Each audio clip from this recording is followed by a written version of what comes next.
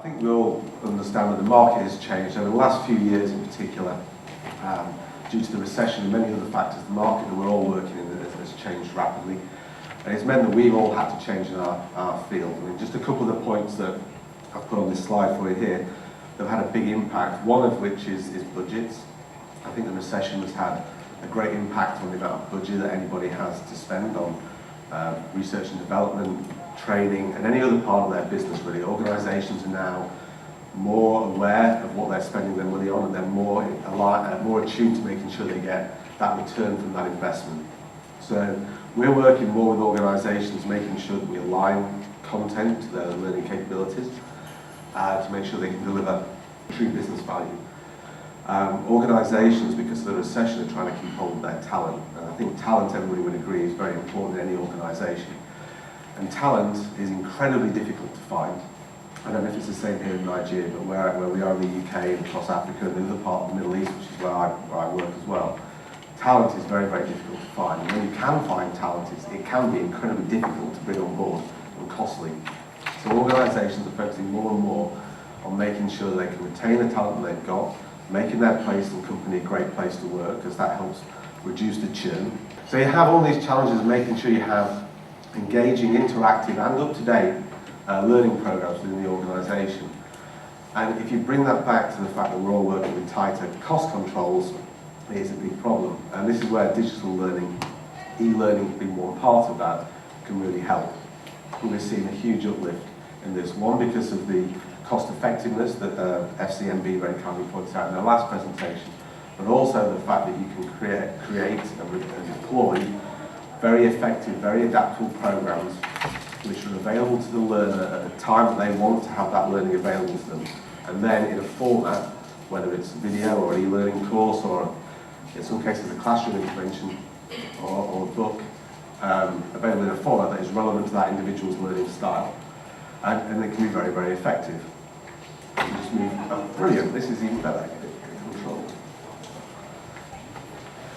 And that trend towards moving towards e-learning and digital learning is sort of backed up with the statistics. I know Jeremy very kindly showed some statistics on this earlier.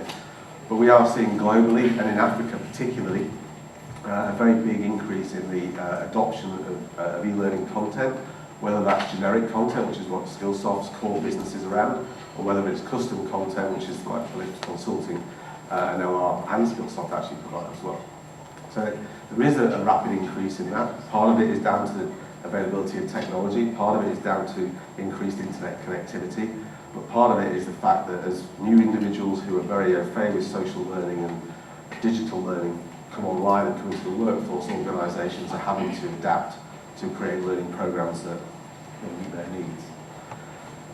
The cost pressures, as I think Dennis mentioned this as well, that we all have, our budget pressures are not going to change. It is the new normal that we're having to do more with less.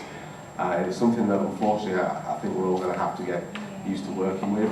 You can see that the training costs over the years have remained fairly static. We had a big drop in the sort of peak parts of the recession, but as I'm sure you're aware, most parts of the world are still in a sort of a recession. And if you look at Southern Europe, for example, they're in a catastrophic situation. So we're all having to continue to do more with less, and this again is helping organisations look to do more innovative, more aligned, different styles of learning, whether I say it's e-learning or videos or books, whatever it is. Because of all these changes in the marketplace, as organisations, as I've mentioned, are looking to get the best return on their investment from their learning. So what we do as SkillSoft, what Philips Consulting do in our part of our RMG, is we look to sit down with our client, look at the challenges that they're facing, unpack all the different initiatives and challenges that they have, and then look to provide aligned solutions that can really help deliver against that business goal or situation they're trying to work towards. We then look at the goals, we make sure that we're measuring towards those goals, we're working together to try to implement a strategy that will go towards those goals, and then we sit down, unpack everything, and then look at the outcomes to making sure we get the learning outcomes that everybody is requiring for. And we're seeing this is a trend all over the world, and I think it's going to continue. People are providing aligned, focused learning solutions to deliver that business value that you're looking to do. So why SkillSoft? SkillSoft are the world's leading provider of e-learning. We have been for a number of years now. We were founded back in 1998. Dennis was one of the co-founders. I came on board for my sins back in 2001. We have over 5,000 courses just on the e-learning side. I think some of the key statistics are there that it's not just the amount of e-learning you have, it's the quality of that learning that you have. And we have what we believe to be the number one quality e-learning product in the world. Whether it's an e-learning course for a foundation project manager, or whether it's executive leadership video for a senior executive within your organisation. So we have content for the foundation user, through to the intermediate user, through to the advanced. Another key factor that I think, apart from the broad range of clients that we have, is the amount of money we invest in research and development. And the reason I think that's key is because organisations are moving forward very, very quickly. Their requirements are changing, organisations' employees' requirements are changing, as I've mentioned. And we need to make sure that we have learning at the forefront of that curve so that we can continue to meet and hopefully exceed your requirements moving forward. So we invest about $40 to $50 million in R&D each year to make sure we develop new content, update the older content, to make sure it's relevant to the market needs of today and tomorrow.